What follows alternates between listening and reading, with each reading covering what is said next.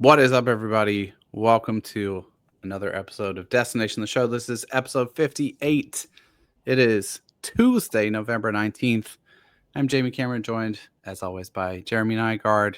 After quite a long hiatus, Jeremy, how are you? I've not seen you for, I don't know, like a couple weeks here, maybe 3 Yeah, weeks. yeah. It's been I think 3 weeks. 3 weeks ago tonight, 3 weeks ago tomorrow night. Um, anyway, I'm good. Um, Busy as always, but good. How are you doing? I'm doing well. Coming to you from a very dingy hotel room in Pennsylvania, which is not very exciting because it means I am more tired and more terrible looking than ever, unfortunately. But doing well other than that, and excited to start chopping up some off-season stuff with you, man. I feel like we have like a lot of news and notes to cover. Rule 5 protection stuff came in today, so we're going to break that down. There's just a good amount of off-season chatter to talk about before things really heat up. So I'm excited to dig in. But you have a state championship football game on Thursday, and I want to hear your honest. Give your team a percentage chance of winning, and I'm going to hold you to it. And we're going to debrief your championship game next week.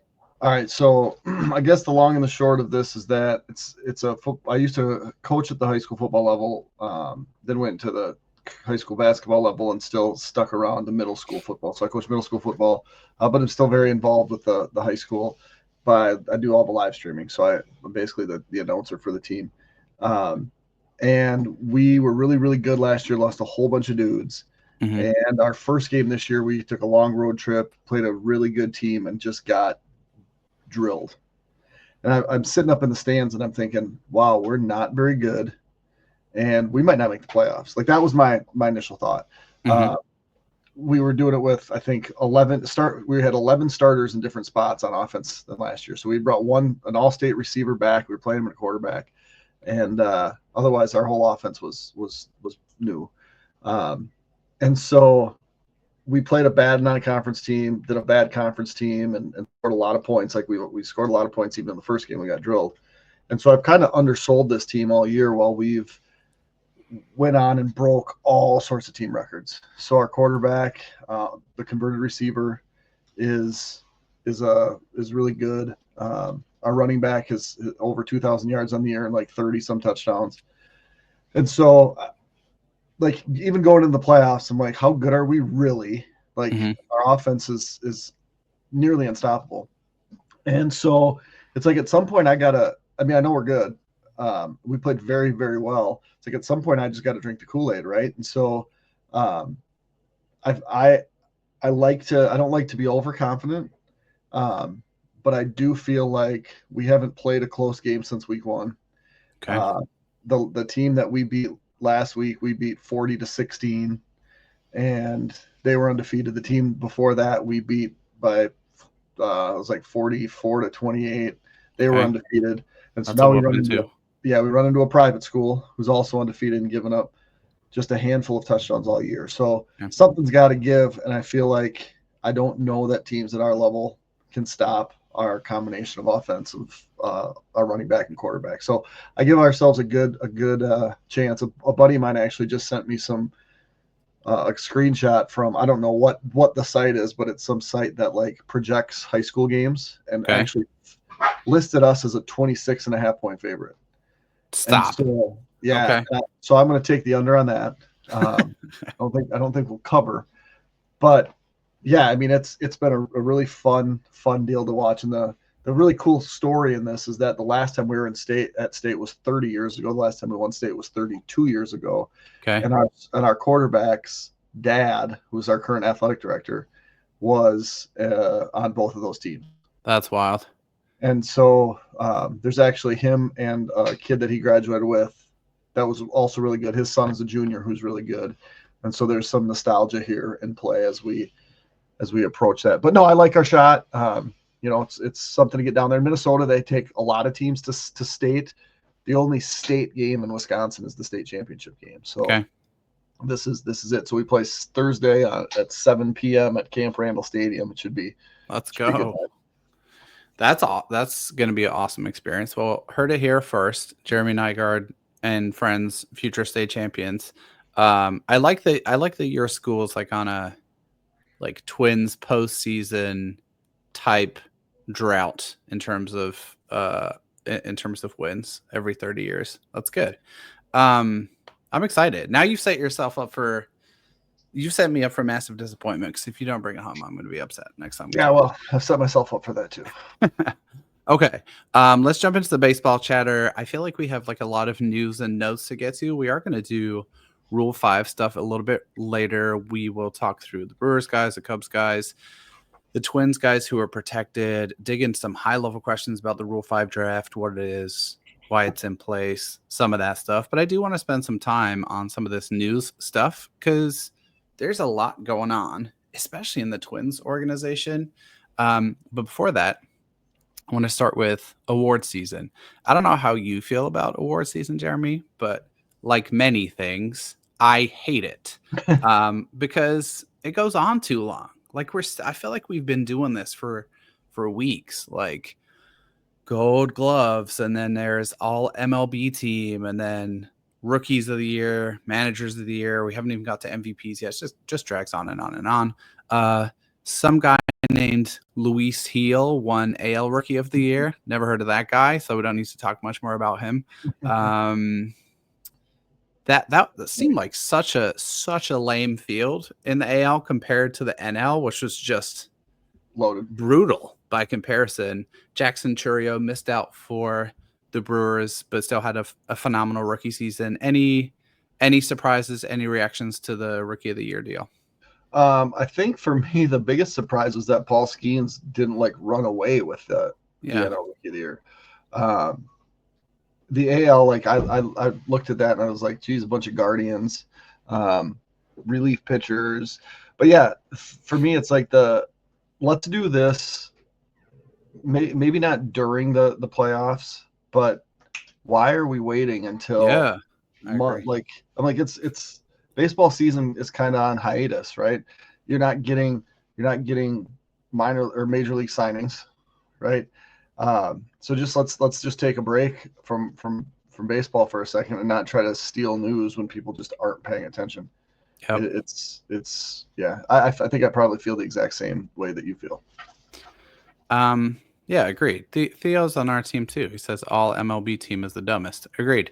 Okay, some Twins nuggets, which I think we should cover because a lot is going on with the Minnesota Twins organization since the Pohlad family announced that they're exploring a sale of the team. First thing I wanted to hit quickly was Matt Borg-Schulte rehired to the organization as the Twins' new kind of primary hitting coach, hired back from the Orioles system. Any reactions to this, Jeremy? Do you care who the Twins hitting coach is? Do you care that it's no longer David Popkins? Does that like invigorate you? I feel like a lot of people like to get worked up when hitters are not hitting well. And the hitting coach is often the subject of that rather than the hitters that are not hitting well, which I don't know makes a ton of sense to me. But Matt Borg-Schulte do anything for you? No, and I think for me, a lot of it is like under Terry Ryan, it felt like when you made a hire, whether that was a pitching coach or a hitting coach, that was kind of became the organizational philosophy. Yeah. And you were going to do what that guy was going to do organizational wide. Since Felvey took over, it's like you're trying to hire guys that fit the philosophy, who maybe bring in their own levels of expertise, but it's more than just one guy. It's more of a unless maybe my opinion's wrong, but I just feel like that's kind of the, let's find a guy who kind of aligns with what we want to do, brings in his own maybe a twist or two. But that's why even with the pitching coaches, the hitting coaches, the organizational stuff, all of that to me is like, okay, the Twins will just replace them with somebody new. And I think I've probably felt that way since, was it Tanner Swanson? The catcher came in and did a bunch of stuff and then got sniped by the Yankees. Yep. And they were just going to bring in a new guy. And so, yeah, it does less for me than I would have felt probably 12 years ago. Yep. And like, I mean, exactly what you said is true, right? Successful organizations are constantly kind of legacy planning for who's next into a role. And we'll give another example of that in a second. And so, really, it's just exactly what you said. You're replacing someone with someone else who can perform a similar role, who has similar qualities and similar strengths, likely, like communicating with players or whatever that might be. Did you see, Jeremy, where David Popkins ended up? I did, but I don't recall. So he got a job right away with the Blue Jays as their major league hitting coach. And the only reason I found that notable was when we had Sean Johnson on last winter, I want to say. It was certainly ahead of the season. We talked about, are there organizations that spring, thanks to you, are there organizations that draft in a similar way to the Twins? And of course, he was not willing to say, he said, yes, there are, but was not willing to say who those organizations are. But I'm fairly convinced that the Blue Jays are one of those organizations who have similar draft tendencies to the Twins. And so I found it interesting that Popkins ended up with the Blue Jays. And there's also, I'm 95% sure that one of the Twins area scouts that the Twins that drafted was responsible for a lot of pitching draft picks. So it was a little bit different, but the pitching draft picks is now a cross checker for the Blue Jays. So I think there's a lot of parallels between those two organizations. Right on. Okay, we got two more Twins org hires, moves to cover. Another one that came out was David St. Peter stepping down from his position with the organization after, I don't know, 25, 30 years. It's certainly a long tenure. This is another one. I guess we can just roll all of these out together, right? Derek Falvey stepping more into the business side of things in addition to his current responsibilities. Jeremy Zoll, who was assistant general manager before, getting promoted to be new GM, essentially taking the role vacated by Thad Levine. Your reactions to David St. Peter stepping down certainly, I feel like, drew a lot of ire around the way that the TV situation played out, most notably in the last year or so. Any thoughts there? Yeah, and maybe I'm off base. I was never a Dave St. Peter fan, ever. And it never really made sense to me that he didn't seem like really a baseball guy, and then he's just always around helping make decisions that to me weren't necessarily great decisions. In fact, I wrote an article a handful of years ago that was basically like, why do the Twins keep him around? And I actually got some messages about it from people that worked for Dave St. Peter that weren't overly thrilled with my take on things, which is fine. But yeah, I didn't really get his business with the Twins. Like, you're the president, but what's your baseball knowledge? What's your baseball background? And now it's weird. Does that matter though? Like, if your primary responsibilities are business and generating revenue and all that sort of stuff, you know what I mean? Yeah, I think it does, because it's still baseball, right? And I guess the weird thing is, now you take a brilliant baseball mind, in my opinion, and now you're gonna have him work the business side of things. Like that to me is kind of a waste too. I feel like there would be better options for that kind of that blend.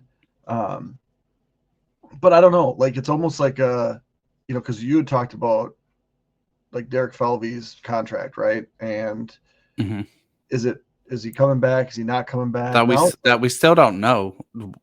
Like, I still don't officially know that he's under contract. If you're the president of the Twins, you basically agree with a lifetime contract. He is a forever Twins employee. But why don't we get to know that? I find that for some reason, and I don't have a good rationale for this, I find that deeply irritating that we can't know, as fans who invest a lot of time, energy, thought, money in some cases into the organization. Why can't we know like what his tenure is likely to be. I don't need to know how much the guy's paid. I'm just Right. curious, like, is he under, like, it's so shrouded in mystery for a reason I just don't understand. It's really weird. Did we ever know if Dave St. Peter was under any sort of contract? No clue.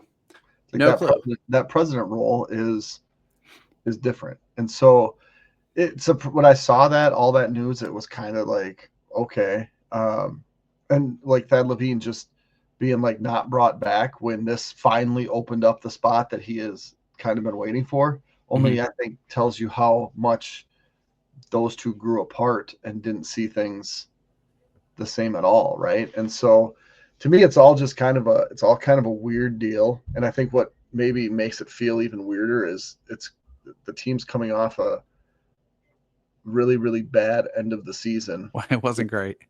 Alienated some fans. Like I text my brother because I can get season opener tickets on Thursday, and I'm like, because we always do that. Me and my 3 boys and him and his son. Same. And so I'm like, are we? Do you want me to get tickets for you and Brogue? And he's like, yep. And then a minute later, he's like, I still kind of hate the Twins though. I'm like, yep, yeah. I get it.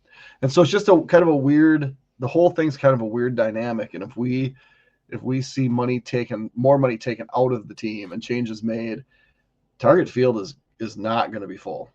It's not going to be half full. It is not going to be fun. It's going to be crazy. I actually want to ask you about that quick before we move on.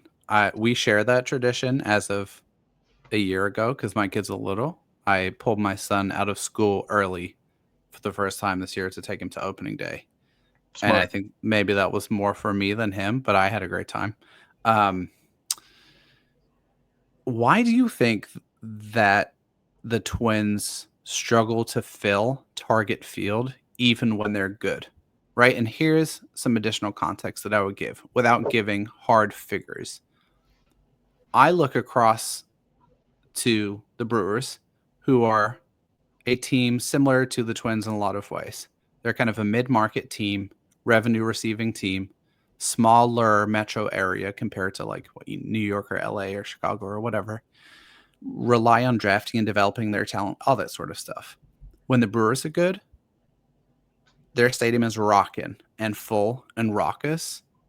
And I just feel like Target Field isn't, even when the Twins are good. But I also feel like you're maybe more in touch with the atmosphere, maybe go to more games than me. So maybe I'm off base, but I just feel like that's always been a little bit of a struggle to get a consistently full stadium, which is by all accounts one of the most beautiful in baseball, even when the team is good. And do you have any thoughts on that? Well, I guess, and my perspective is maybe not great, but I think it's from the perspective is that I live in Western Wisconsin, right? And I would say, despite us being an hour from Target Field and 4 hours from whatever we're calling Miller Park now, there are probably, in my community, it's probably 50-50. And so I know a number of people that will travel for weekends to go watch 3 games. On the western side of Minnesota, are we having people traveling for full weekends when you're less sure that you're going to get 3 games? Right? Does that have something to do with it? Target Field is a way nicer stadium than Miller Park.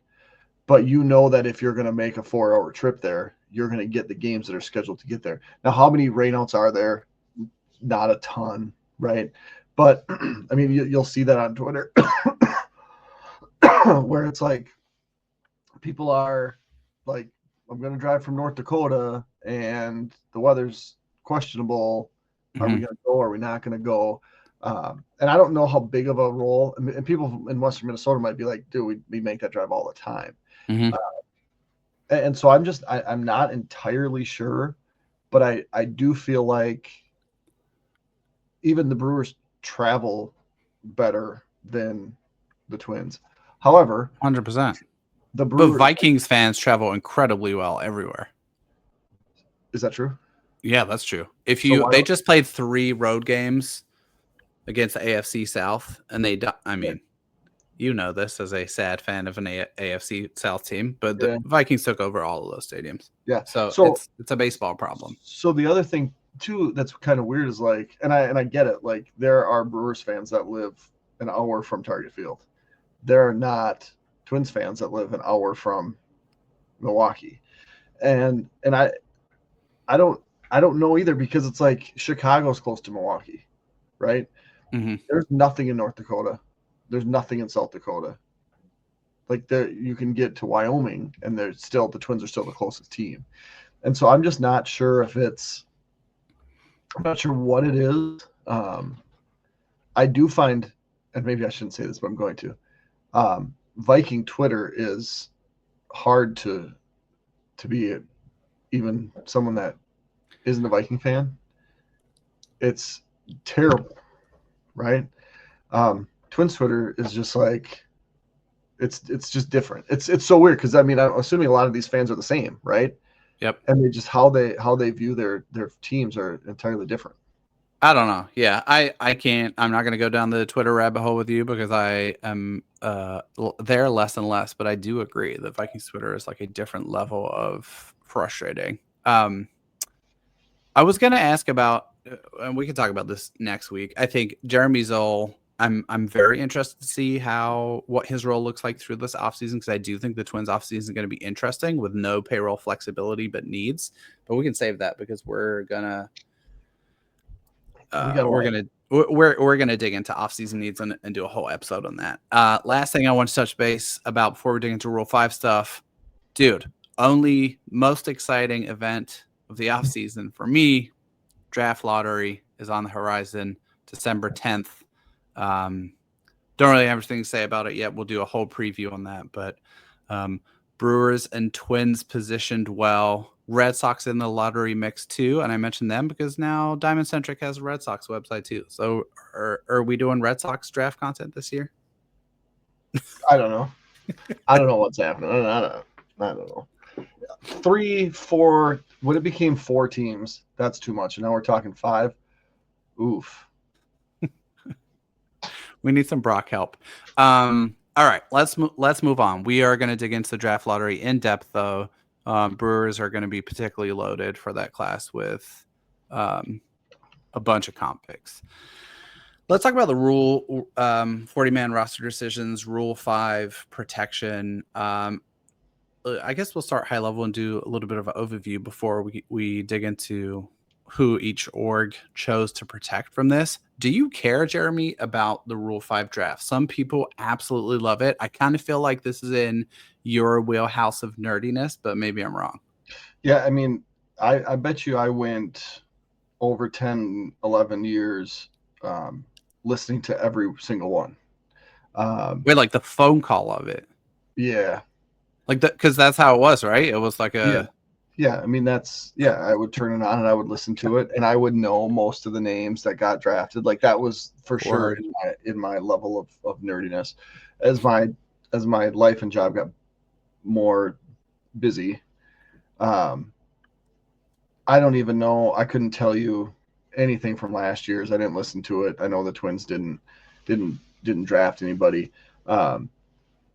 And so it's something that I still find interesting. I find it less interesting now than I did a handful of years ago, but I do enjoy the process of it for sure. That's wild to me. I'm still processing that, dude, that you like listen to the phone call. You surprise me all the time. Okay, so then let me throw it back to you. Why can you give us like a little bit of an overview of like what is Rule 5 draft? Why is it a thing? Kind of sort of how does it work? How does the transfer of players between teams work? Just some of the basics. Yep. So essentially was designed so that teams couldn't hoard players. And that was kind of where this all began. And so you basically get exemptions until you have to add guys to your 40-man, right? So that's your major league roster plus your 14 other guys that you have. And so the younger that you sign a guy, the longer that you get these exemptions. So high school guys typically get 5. Mhm. and the college guys typically get 4 years where you're just exempt to the draft or having to be added to the 40-man. When you run out of exemptions, that's when a team has to add you to the 40-man, and then we get into the options where you can stay on the 40-man without being on your 26-man roster. And so all of these players that aren't added to the 40-man, you also have reserve rosters, AAA and AA, which are never made public, but you basically are protecting 40 on your major league roster, and then I think it's 38 AAA, and then you have AA. And so guys that aren't protected but are also have the experience to not be exempt are then available for selection. Mm-hmm. And so typically teams will draft a guy and they'll pay a fee of $100,000 to the team that they drafted. So you don't lose the guy for nothing. But then you have to be active for, I think it's 90 days, and you can't be sent down. And if you are going to be sent down, you basically have to go on waivers, where these Rule 5 rules stay in place so that these guys get an opportunity to play at the big league level. So it's kind of a neat thing where guys have to balance the value of their fringe 40-man players with the value of players that are fringe players on other guys' rosters. And so you'll see teams manipulate this. The Rays are an example of a team that has had like more than 40 guys that probably should be on their roster. So they're trying to trade guys away. Otherwise, these guys get drafted and you lose them for not nothing, but close to nothing. So it's really just an opportunity for players to get a chance where they might not get that with the club that selected them in the Rule 4 draft. Right on. See, dude, I feel like you're always holding out on your deep level of nerdiness around rules and MLB systems. Okay, let's dig into some guys then, because each of the teams that we mostly talk about protected 2 guys, and I think it's fair to bucket them as like one slam dunk per organization, where it was fairly obvious that was the guy who's going to be protected, and then one guy who's more kind of on the fringes, on the periphery. So we'll start with the Brewers and kind of work our way through. Brewers protected Logan Henderson. He is a right-handed pitcher, 4th rounder out of the 2021 draft. Added a JUCO pick, which the Brewers are famous for, making hay around the margins of. He has a good fastball. He's added velocity to it this year. His changeup, I think, is his kind of signature pitch. Just like tons and tons and tons of horizontal break, and just has a ton of velocity separation from his fastball. He got injured in the spring breakout game and then pitched 76 innings to a 3.52 ERA, 3.63 FIP, struck out 31.2% of guys and walked almost nobody. He's super legit in the upper minors, slam dunk.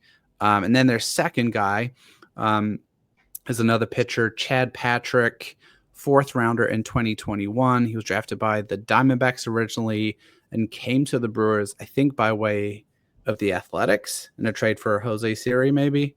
Right-handed pitcher, 6'1", 26 years old, 136 innings in the upper minors last year, 2.90 ERA, 3.59 FIP, struck out 26% of guys. That's pretty solid. Good walk rate, 5 pitches.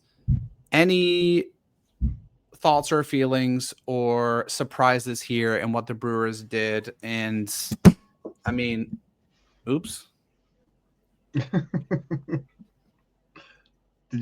I think you unplugged yourself. So I'll take over if you can't talk for a second. That was a first, dude.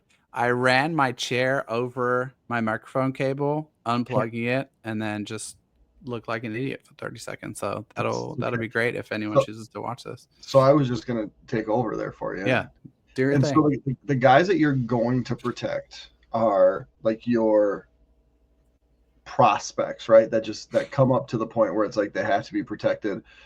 And it's not necessarily that these guys are going to stick on a major league roster necessarily, but they're guys that you can't afford to not protect because of of their prospect status. And so like Henderson's more that guy. And then there's the guys that you look at kind of that outer ring of your 40-man roster, and it's like these guys need to provide certain skills or depth at certain positions. And so starting pitching depth is always one of them. If it's maybe it's a swingman type, but you're going to have a few of those guys on your 40-man roster, and that's what Chad Patrick is. So it's like he doesn't really ring the bell as a top prospect, but they're guys that type of profile is a guy that you'll draft because it's like, okay, I can stick him in the bullpen, and if push comes to shove and I need someone to make a spot start, he can do it. If I need a guy to give me 4 innings as a long man, he can do it. The hard part is that those are also the guys that ride the option shuttle, and they can't as Rule 5 guys. And so adding that him, like he'll be able to stay on that shuttle with the Brewers, whereas maybe he wouldn't necessarily get drafted by another team because they're not going to be able to do that with him. So he's more valuable to the Brewers than he is to another organization. And so that's why you add a player like that. And I think we've seen more and more as time's gone on that guys don't necessarily get drafted in like certain demographics. And so you can take your chance with a lot of guys and not be likely to lose them. And so I think seeing a couple guys added by each of these organizations is no surprise at all. For sure. And I mean, if you look at the Brewers, and we'll do this probably next week, right? If we look at kind of off-season needs for each organization, they're losing a lot of innings from their rotation. The Brewers are right there. They lost Colin Reed. They lost Joe Ross. Who's the guy that they acquired? They lost Frankie Montas. Like there's just like a lot of uncertainty on the back end of the rotation. There's innings to fill. And so he becomes someone who's added to the pool of possible candidates to do that. And maybe he does and maybe he doesn't, but he's just another option. Okay. Only guy maybe a little bit, not necessarily surprising, I think, but a guy was discussed as potentially being added for the Brewers was Coleman Crow. He was injured, did pitch, I believe, in the AFL recently. He was cited as a guy that they might add. Let's move on and talk about the Cubs. They also added 2 guys. They're slam dunk guys.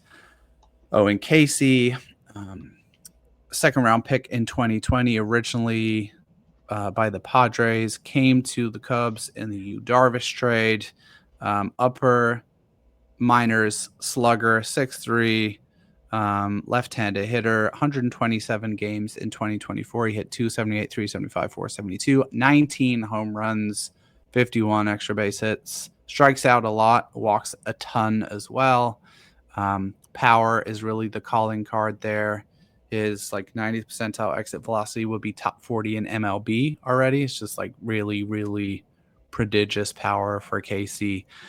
And then their second guy that they protected that was not a surprise, but maybe not predicted, was Ben Cowles. He was a 10th round pick by the Yankees in 2021, a third baseman, a little bit older at 24, but just like another really productive upper minors hitter, 272, 359, 432, 9 home runs, so less power, 44 extra base hits, but does not strike out much and walks plenty. To do that, the Cubs DFA'd Adbert Alzolay and Brennan Davis. There's a post prospect type name there in Brennan Davis. Jeremy, you spoke about demographics less likely to be added, and to me, I don't know about Cowles necessarily as like an older infielder without kind of like a carrying tool.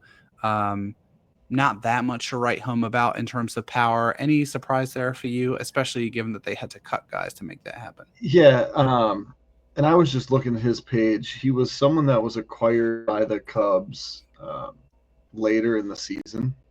And so I feel like it was probably when they acquired him, like this is a guy that we're going to add, right? Because having a 24-year-old that has played. I mean, he played 3 games AAA with the Yankees in 2023, but 92 games all in AA last season, and then wasn't great in the fall league. Mm-hmm.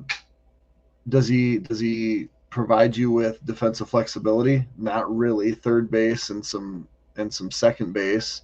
Played some shortstop this year. Doesn't play any outfield. Doesn't steal a lot of bases. Like it's weird. Like he's going to be a backup third baseman guy that you keep. Like I think they just want to see more of it. Because he's not the type of guy that I would say, oh, if you don't protect him, he's going to be taken, right? Owen Casey, you add him because he's one of the, I think I saw today, like according to one ranking, the highest ranked prospect that needed to be added. Like you absolutely have to add him, even if you don't view him as a minor league ready now or major league ready guy now. You get 3 option years to watch him, and he'll be up soon enough. But that one makes all the sense. The Cowles one is just a little surprising. We'll see what the Cubs are cooking up with that later this offseason and into 2025. We'll finish out with the Twins. They also added 2 guys to their 40-man. Again, one kind of slam dunk, and one I think maybe a little bit surprising. Marco Raya. They added 4th rounder from 2020 out of Laredo, Texas. We are not going to talk much about Marco Raya because I feel like we have spent a lot of time on him. A little bit undersized, 6'1", 170, 22 years old, finished the season at AAA, through 97 innings, talks about his workload a lot. Pretty solid production overall, 4.05 ERA, 3.64 FIP. So I guess my question for you, Jeremy, about Raya, because this is not a surprise. This was the Twins slam dunk ad, 100% chance of doing it. What does, if we fast forward to like November 2025, and let's just assume health for a second, which is a poor choice to make, but we're going to do it anyway, just for this thought exercise. Let's assume that Marco Raya has had a really strong 2025. What do you think the layout of that looks like? Where does he spend most of the year? What does his role look like? What are some of the boxes he checks for you in showing that he's ready for a debut at some point?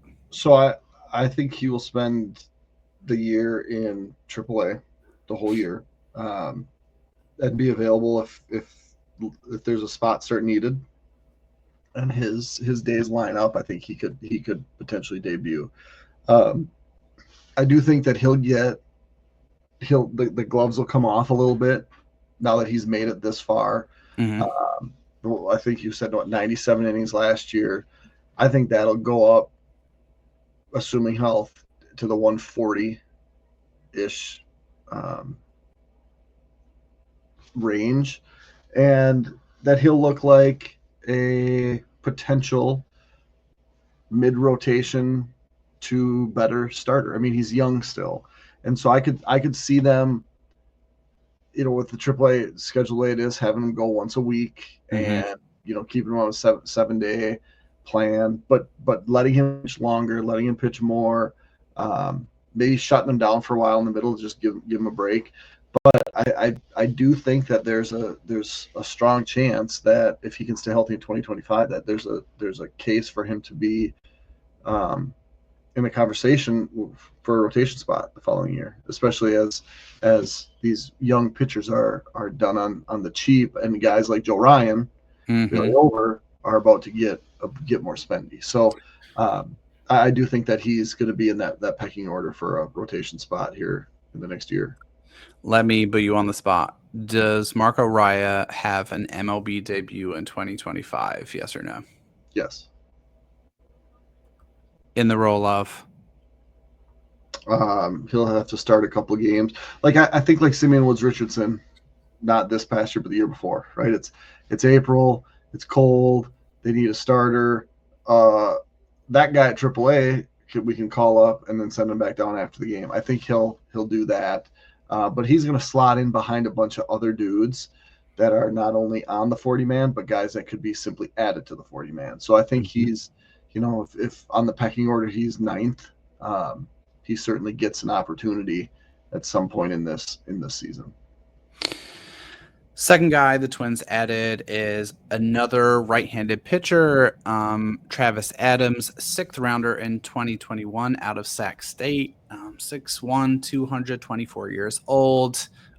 Here's some info on Travis Adams for folks a little bit less familiar. So in this is something I think is notable, right? In 3 minor league seasons, he's never thrown less than 100 innings. 127 innings in 2024.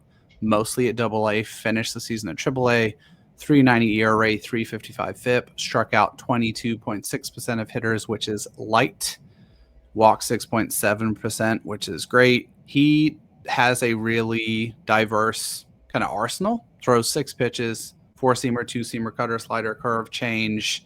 He's a little bit more of like an east-west guy in terms of his pitches that move a lot.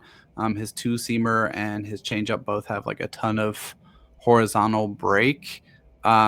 Jeremy, your take on Travis Adams, is it fair to say he's to the Twins what Chad Patrick is to the Brewers a little bit, in that he's kind of add this guy to the list of possible kind of up and down potential debut arms, possible back end starting options for 2025 and beyond?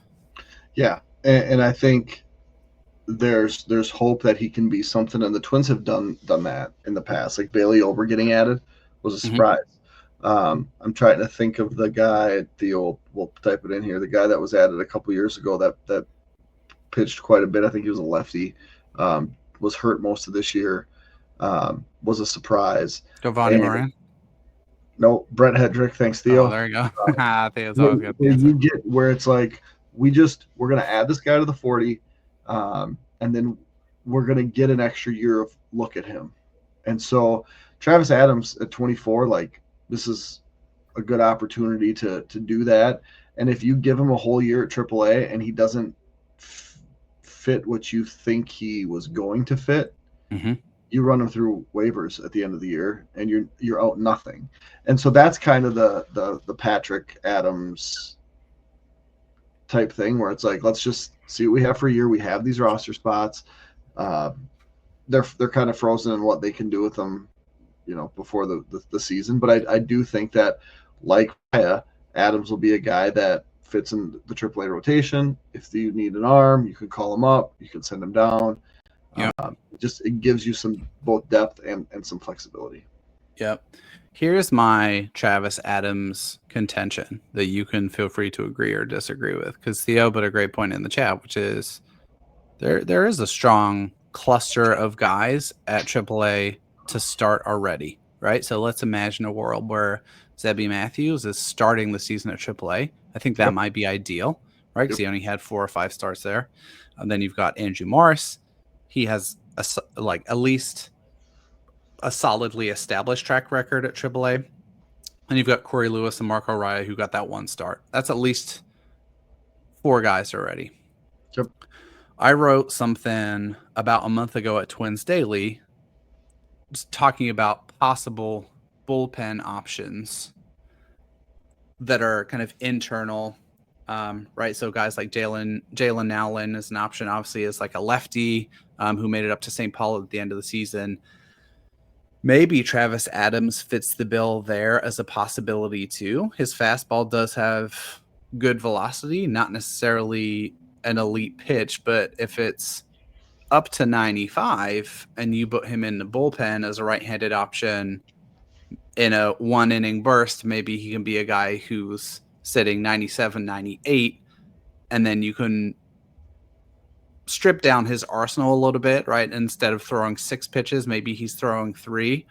But that's another thought I had around Travis Adams as a possibility if the starting piece doesn't work out. Because looking at his pitches, they're all solid. I don't know that any of them is kind of spectacular or plus. And if you're striking out 22% of guys at AA and AAA, you're not yet at a batter per inning. I don't know whether that's going to be enough for you to stick as a starter at the major league level.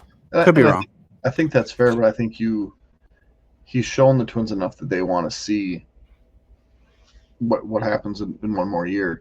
And I think the other kind of elephant in the room is, as Twins pitchers start to get more expensive, where we've slotted these guys in the pecking order is fine, but there's a reality somewhere where the Twins entertain offers for the maybe the best pitcher they have and the next best two pitchers that they have.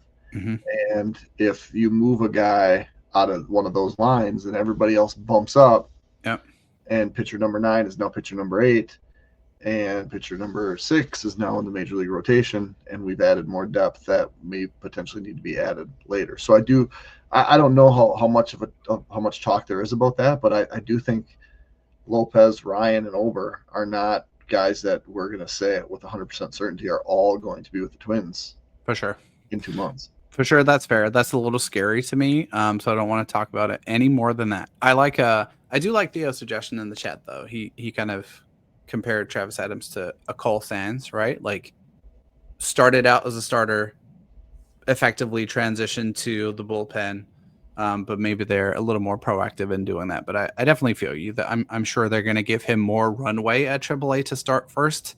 So he certainly hasn't had a ton yet. So I got another Twins-related question for you, Jeremy, and then we'll get ready to get out of here.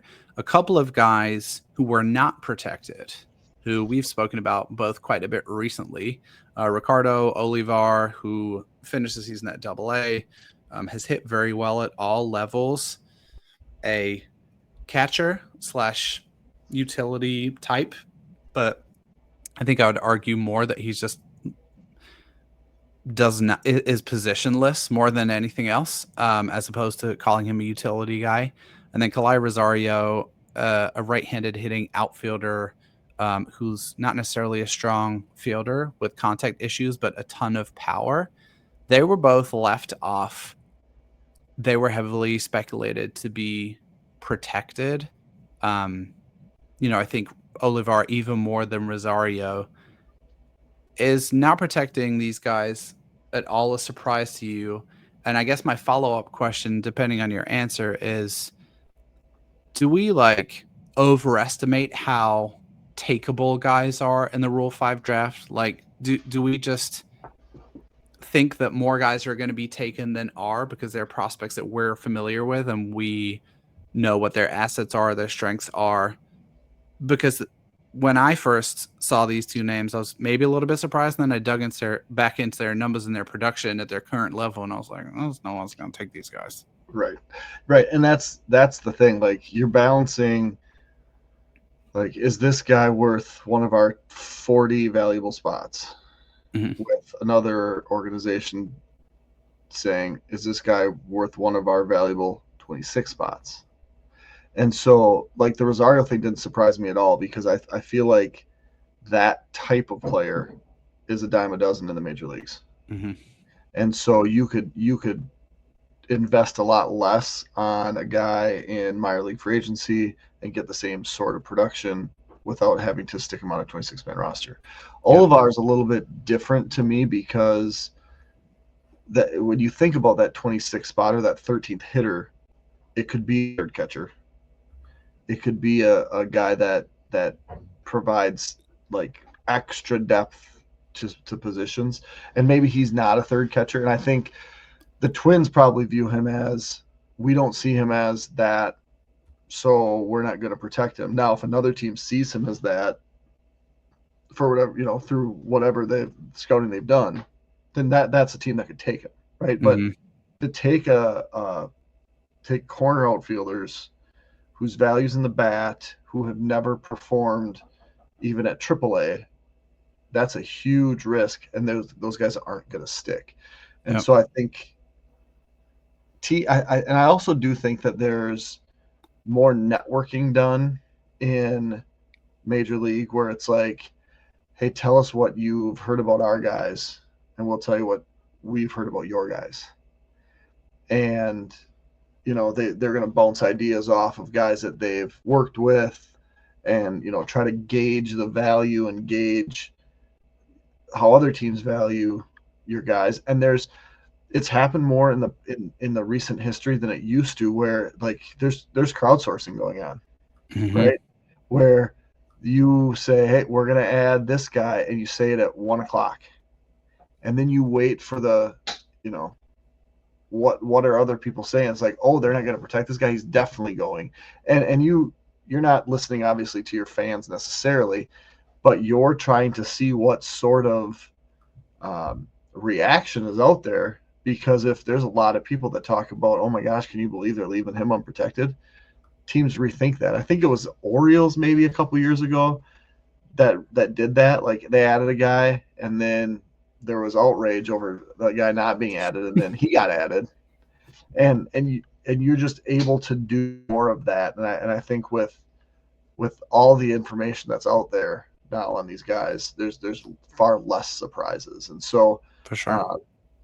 And if you think you might lose a guy and you don't want to save a spot, you find the team that has value, and you trade him, and you get something back. And then if that team can trade for a guy, add him to the 40 man. Now they don't have to stay in the 26 man, right? They just stay on the 40. And so there's value in that, which has really kind of taken value away from the Rule 5 draft in December. All right. We will call it a day here. Just going to finish up with some housekeeping here. We should be back on a regular schedule. We will be back next week with an episode on off-season needs. Want to tee up the off-season after final decisions are made in solidifying rosters heading into the off-season. That'll be happening at the end of this week. So next week will be the perfect time for that conversation. I also want to crowdsource this question, right? So if you want to get in touch with the podcast, we're going to definitely source some questions for next week. You can find us on Twitter at DTS_pod1. You can find us on Blue Sky now. Who knew? A lot of baseball social media folks are heading up to Blue Sky. It's a lot more pleasant there, I must say. But if you just search for the name of the pod, you can find us there. Count was just put up today. You can fire questions at us. Would love to answer them on the show. You can find us on YouTube. All of our stuff is there. That's the handle there is just at Destination the Show. And you can also email us too, if you prefer. destinationtheshow@gmail.com. That's all one word. My crowdsourcing question of the week is this. If you have a theory for why the Twins struggle to fill target field, even when the team is good, I really want to hear it. I am very fascinated by this topic, and I don't have really any good thoughts or ideas of my own around it. So if you have an idea, get in touch with us. We'd love to read some of your theories on the show next week. Until then, enjoy the rest of award season. Boring. We'll catch you next time.